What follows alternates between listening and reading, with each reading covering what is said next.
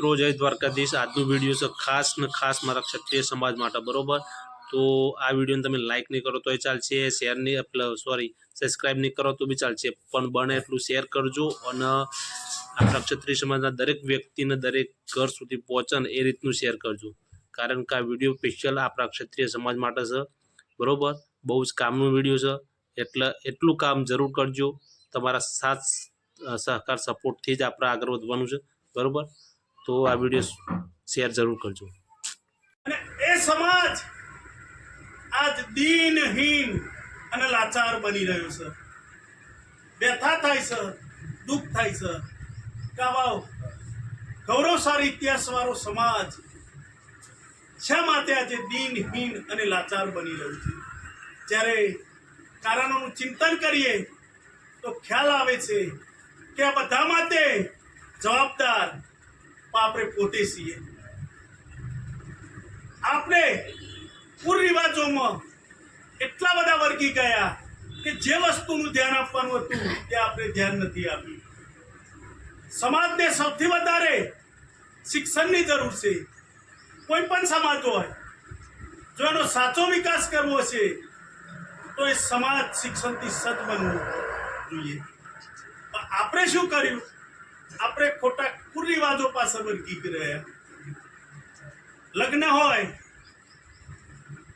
તો 50,000 લાખ રૂપિયા live DJ 2 lakh રૂપિયા ખર્ચીને ડીજે લાવી દેવાનું।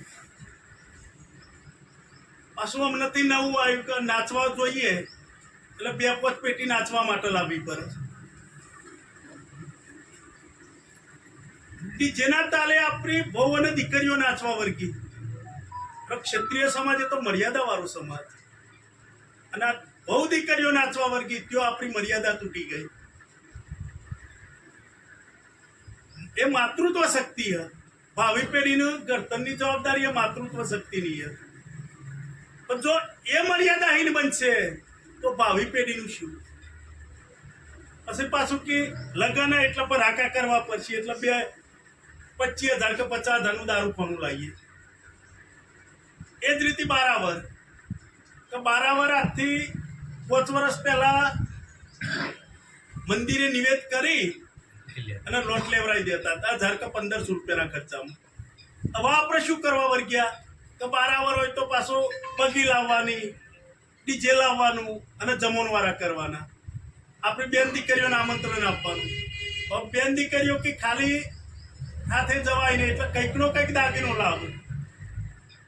એટલે સોની સમાજ શીખી ગયો કે આ બધા દાગીના વધારે પડતા ક્ષત્રિય સમાજ લે છે, તો અમે વધારે જરણ ગાલો તો 70% જરણ, અને ભાવ પૂરેપૂરો ગણાય, ઘરાઈની કિંમત ગણાય। અને જે 10,000નો દાગીનો આજે લઈને આવે એ 2 કે 5 દિવસ પછી વેચવા જાઓ તો 4,000 રૂપિયા આવે નહીં। એટલે આપણે પ્રસંગો કરીએ અને બેન દીકરીઓ નુકસાન કરાવીએ છીએ। આ જ રીતે શ્રીમંત પહેલા થતા હતા તો કઈ રીતે કે ઓને તિલક કરી શ્રીફળ આપી અને શુકરની લાપસી ઘેર બનાવતા અને પછી પિયર મૂકી આવતા। હવે તો શ્રીમંતમાં એક ઘર શણગારવાનું, સ્ટેજ બનાવવાનું, સ્ટેજ ઉપર ઓને બેહારવાની બધા જોઈ શકીએ રીતે, અને પછી જમણવારો કરવાનું। એટલે ખર્ચા આપણે ઘટાડવાના બદલે વધારતા ગયા। કરોલી ગામમાં તો મહિનામાં 20-25 તો કેકો કપાતી હશે જન્મદિવસની। પછી કોઈ સંબંધી પેલા થઈ જાય તો આઈસર પરિણામ ન જવાનું। હવે હકીકતમાં તો કેવું હોય કે જેના અંગત સંબંધો હું એવા 2-5 જણ જઈ આવું તો ના ચાલે। એક જ સાથે સમાજના 50 કે 100 જણા આ રીતે જતા હોય તો એ ટાઈમ અને પૈસા બેની બરબાદી। હમણાં 10 વર્ષથી રથ લઈને નહીં કરવાનું રાખ્યું હોય, દ્વારકા જઈએ, પાવાગઢ જઈએ, રામદેવરા જઈએ, તો આપણે બધા એવું માની બેઠા કે આ સાચી ભક્તિ। ના, એ સાચી ભક્તિ નહીં। એકી જોડે એક જ ગામના 200 માણસો રથ લઈને નીકળી જાય અને 10 દિવસ સુધી જોય તો આર્થિક બરબાદી, સમયની બરબાદી, અને એ 200 જણનો ધંધો રોજગાર બને, કેટલું નુકસાન આપણે કરી રહ્યા। અને આ બધા વરઘોડા લઈને કરવા વાળા એ સૌથી વધારે આપણા સમાજના। તો સાચી ભક્તિ નહીં. સાચી ભક્તિ તો કેવી હ કે માણસથી જગાડવું, સાચી વાત કેવી, આ યજ્ઞ હ, જ્ઞાન આપવું. આપણે 10 દિવસ ક્યાંક પગપાળા યાત્રા કરીએ ના કરીએ અને એટલો જ ફાળો ભેગો કરીને ગામમાં જરૂરિયાતવાળા બાળકો પાછળ શિક્ષણ માટે ખર્ચીએ તો કેટલું જણનો ફાયદો થાય. જરૂર એ કરવાની છે અને એનાથી સાચી કોઈ ભક્તિ નહીં.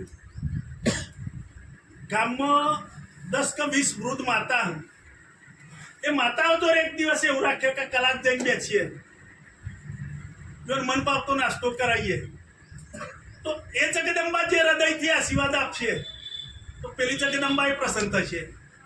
જરૂર આ કરવાની છે. આપણે અવરા વર્ગ્યા અને ક્યાં સુધી આ બધું કરતા રહીશું? આ દિવસે દિવસે જમીનો કટી રહી.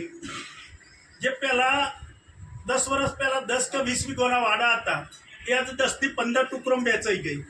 ધંધા રોજગારમાં આવકો ઘટી રહી અને એવા સમયે આપણે ખોટા ખર્ચા કરતા જઈએ. બીજા સમાજો શું કરે? 100 રૂપિયા કમાય તો 50 રૂપિયાની બચત કરે, ક્યાંક ને ક્યાંક રોકાણ કરે. આપણે 100 રૂપિયા કમાય એટલે પાછો રસ્તો શોધીએ કે 50 એવું કરીને 150 ક્યાંક વાપરવાનું. તો જે ભૂલ હોય ત્યાં સુધી થઈ ગઈ ત્યાં. પણ જાગ્યા ત્યાંથી સવાર હવે બધા એક નક્કી કરીએ કે ક્યાંય ખોટો ખર્ચો કરવો જ નહીં. સમાજની જે ભાવિ પેઢીનું ઘડતર કરવાનું હોય એના માટે આપણે પણ બચત કરતા થઈએ. અને જો હજુ નહીં જાગીએ તો 10 વર્ષ પછી ગુલામી સિવાય આપણા જોડે કશું બચે નહીં. અને જો જાગી ગયા તો એટલા ડેગામ તાલુકામાં સમાજના 300 કરોડ બચી આ ખોટા કરતા બંધ હોય તો 10 વર્ષમાં ભાવિ પેઢીનો વિકાસ કેટલો થાય? એટલે આપણા સમાજ માટે આ કરવાનું, આપણી ભાવિ પેઢી માટે કરવાનું હોય. અને જો આ કરી શકીશું તો 100% 10 વર્ષ પછી ક્ષત્રિય સમાજની સમૃદ્ધિ કોઈ રોકી નહીં શકે. એટલે હવે જાગવાની જરૂર છે અને બધા જ ભેગા થઈને ખોટા ખર્ચા બંધ કરીએ અને સમાજમાં વધારેમાં વધારે શિક્ષણનો વ્યાપ વધે એ તરફ પ્રયત્ન કરીએ. આપણે લગ્નમાં 50,000 ઓછા વાપરીએ અને એ 50,000ની ફિક્સ ડિપોઝિટ કરીએ તો જેનું લગ્ન હોય એના સંતાનો મોટા થાય ત્યારે કેટલા પૈસા થાય? એટલે જરૂર આ કરવાની છે. એટલે હું વિનંતી કરવા આવ્યો કે મારા એટલાથી આ નહીં થાય કે એક હાથે તાલી નહીં પડે. આપણે બધા જ ભેગા થઈ અને નક્કી કરીશું કે આપણા ક્ષત્રિય સમાજની જે ભાવિ પેઢી છે એને સમૃદ્ધ બનાવી છે તો બધા ખભે ખભા મિલાવી એકમત થઈ અને નક્કી કરીએ કે ખોટા ખર્ચા ક્યાંય નથી જ કરવા. અને જો આ કરી શકીશું તો 10 વર્ષ પછી આપણી ભાવિ પેઢીનો સમય સમૃદ્ધ હશે.